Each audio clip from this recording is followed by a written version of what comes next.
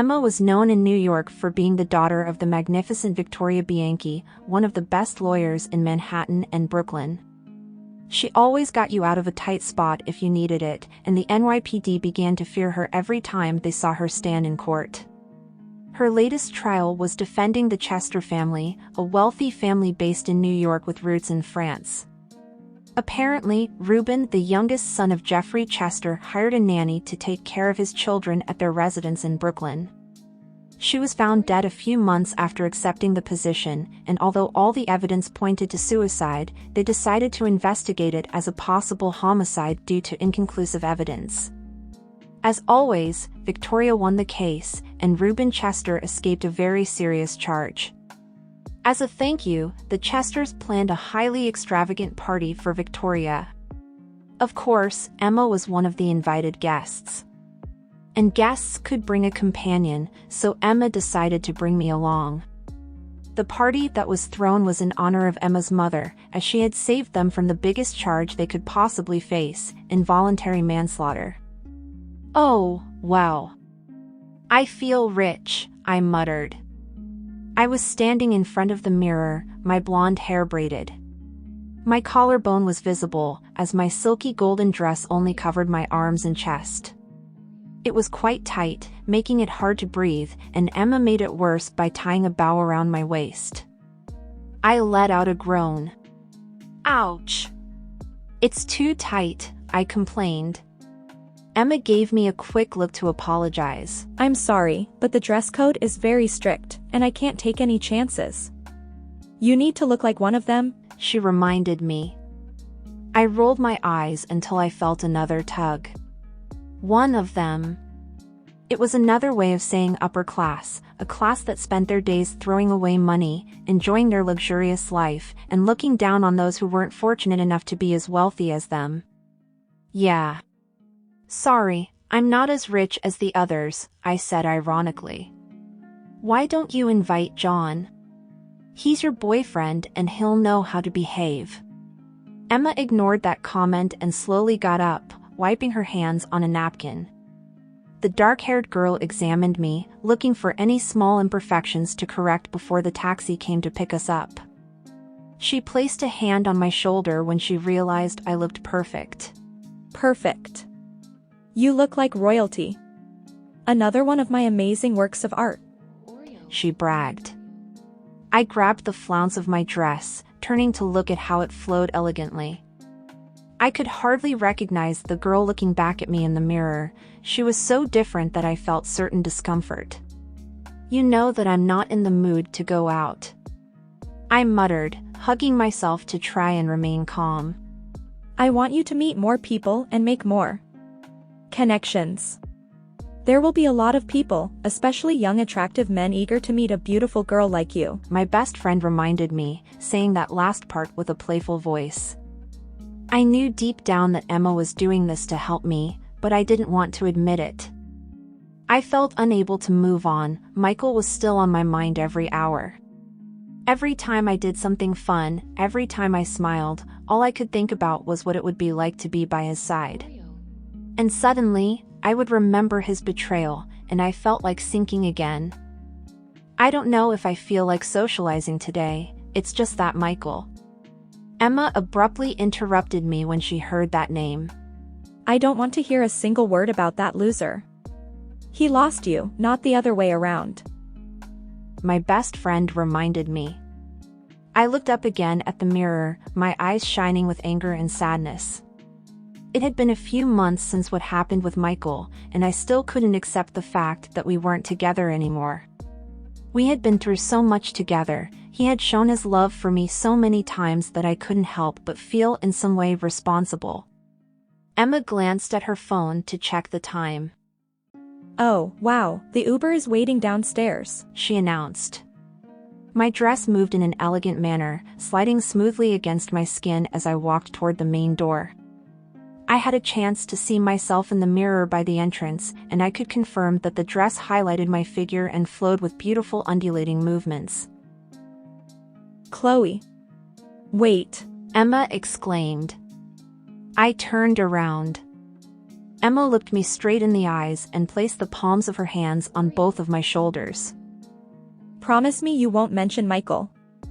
I don't want to hear that name, I just want to see you enjoy yourself, she reminded me. I nodded my head even though I didn't fully agree with her. Although I realized I wasn't really in a position to refuse, I was lucky enough to be invited to such a high-class party. I didn't want to upset Emma by talking about Michael. We'd both walked out of her penthouse. I tried my hardest to keep my head high. We arrived at the venue in Hudson, New York not long after we left. We knew we were at the right place when we saw the long, red carpet at the entrance of the hotel they had rented out.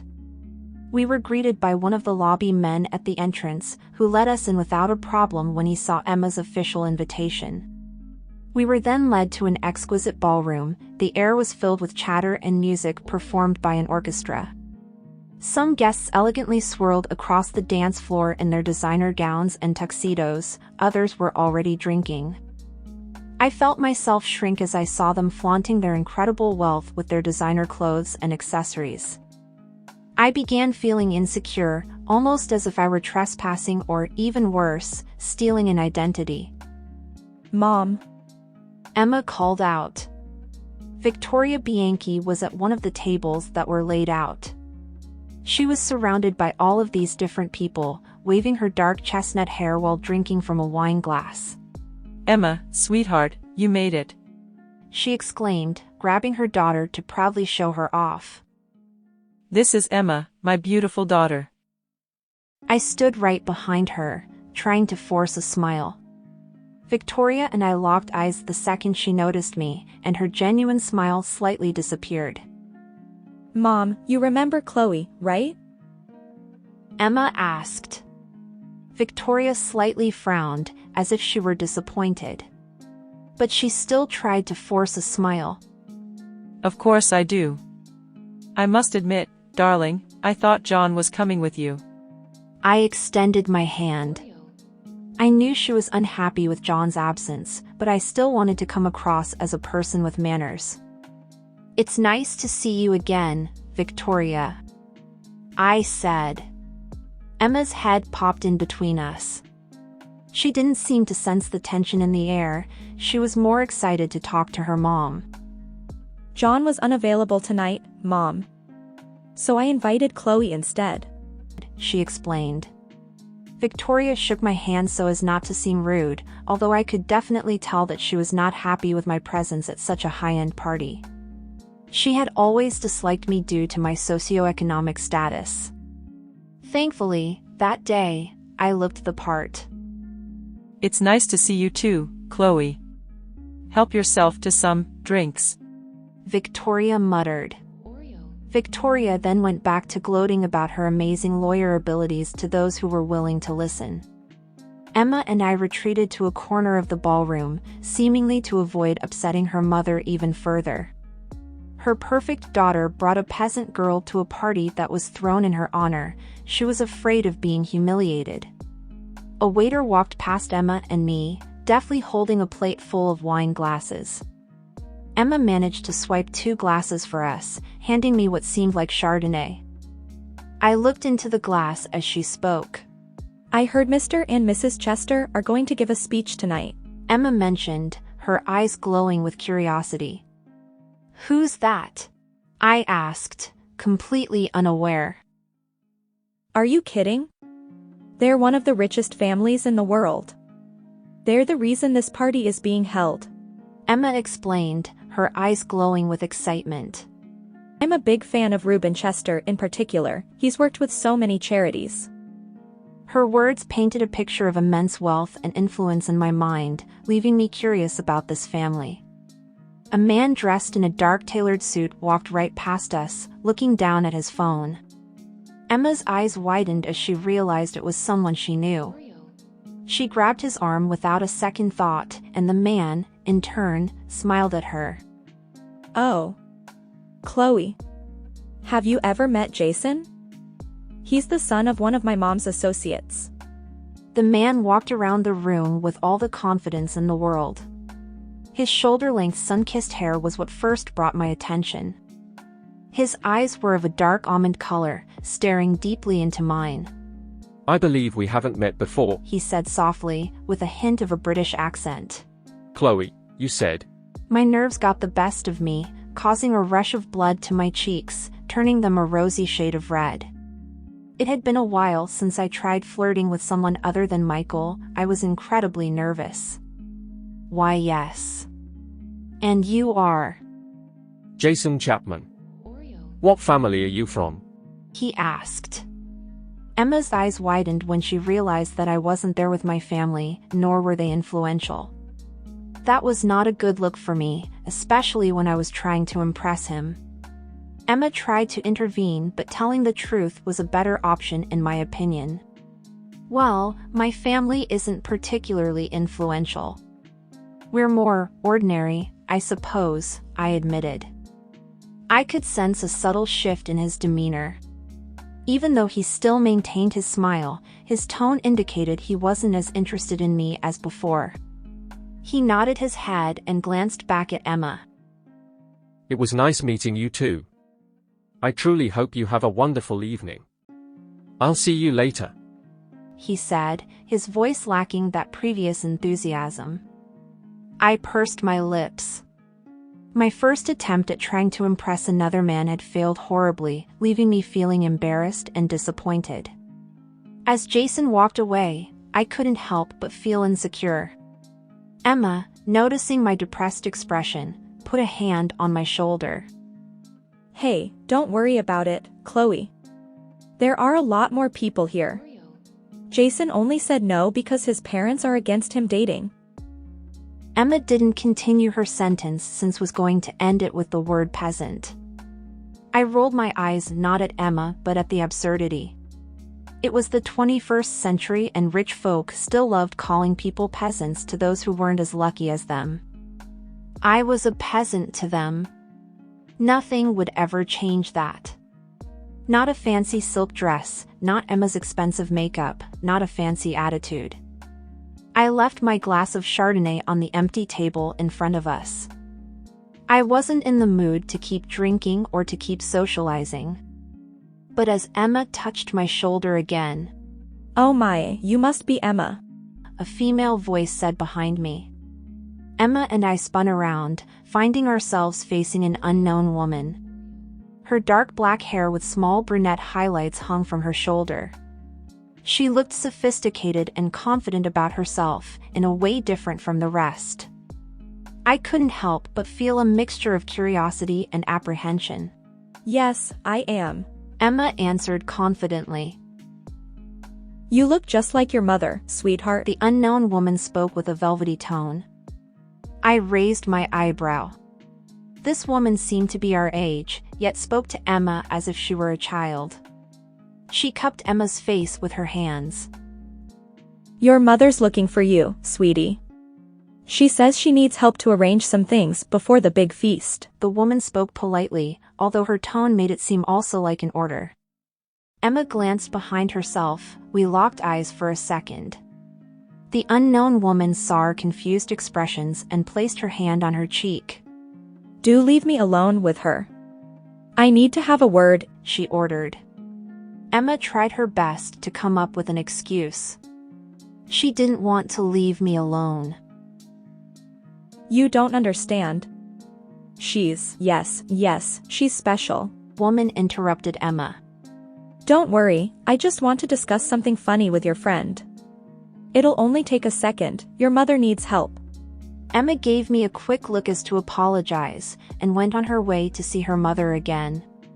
The unknown woman with the pale complexion glanced back at me, her dark chocolate eyes gazing upon me. "I noticed what happened with that boy," the woman said, glancing over at me. "I hope you don't mind me snooping. I was just curious to see you here." I knew what she was talking about. There was something in her eyes, a curious spark. She came closer to me, her dress flowing elegantly against her hips. She placed her finger on her lip, staring me down intensively as if she were examining every inch of my body. You're not from here, are you?" she said. I felt a shiver run down my spine. Her voice was sweet, sexy even. But there was something in her tone, something that made me feel intimidated by her presence. She was pure beauty, pure wealth. I would never be able to compete with that. I respect that. It takes courage to show up to an event like this. She continued to speak, her dark hair bouncing around. What do you mean? This type of party is for only the highest of the high. And yet here you are, searching for a partner to take home. The woman said, pointing out the obvious. I tugged at my dress, feeling anxious. I know I don't belong here. I muttered. The woman drank from the wine glass. Of course not. That's why it's so fun, isn't it? I respect you for using your friend and wanting to climb the social ladder. I'm not. I must say, however. What's your plan exactly? Most people here won't want to associate with peasants, yet you admit to them your role. Truth is, if you want to find someone, you must lie until you reach the top. I thought about what the top would be exactly. I remembered Emma's comments about Ruben Chester, the richest man in this party. Maybe I could reach the top and conquer Ruben Chester. I joked. The woman went completely silent. She stopped sipping wine from her glass. However, I didn't realize this since I was still facing the floor, unable to gather the courage to face her. The mysterious woman looked down at her drink. Ruben Chester? Really? How? Interesting. I finally faced her. The woman smiled at me, but it didn't seem genuine. It was more of a taunt. You know, I spent a summer in Spain and I heard one of the most curious sayings. It was something along the lines of, you can dress a monkey in a silk dress, but at the end of the day she's still a monkey. The woman continued to sip on her glass of red wine, seemingly unaware of how much her comment had affected me. I realized she was dropping hints. I was the monkey who was, quite literally, wearing a silk dress. I'm just saying. Ruben Chester is a big deal, and I highly doubt he would be interested in a peasant. As the woman kept drinking, her remark hung in the air, leaving an uncomfortable silence between us. I could feel the weight of her words sinking in. I felt my hands trembling and my eyes beginning to water. This was a mistake. I muttered. The unknown woman smirked as she saw me leave her side, looking for the nearest bathroom to hide in. She finished her glass of red wine as she saw me walk away, wiping the traces with her thumb. I barged into the empty bathroom, splashing my face with the coldest water possible. I couldn't stop shaking, my eyes watering as I tried to keep my calm in front of everyone. I didn't want to embarrass Emma or her mother any further, so I was secretly planning my escape from this hell. Suddenly, I heard a toilet flushing behind me. The stall door opened quickly. I turned around, finding myself facing a man. I gasped when I realized I was in the wrong bathroom. Oh, I'm sorry. I didn't mean to startle you. Are you all right? He said apologetically. It was safe to say this man was one of the most attractive men I had ever seen in my life. His piercing blue eyes looked at me with such intensity, his jawline was so perfectly sharp, his dark hair seemed recently cut. There was something about his sweet voice that made me blush. Who knew that what seemed like a simple interaction would change my whole life?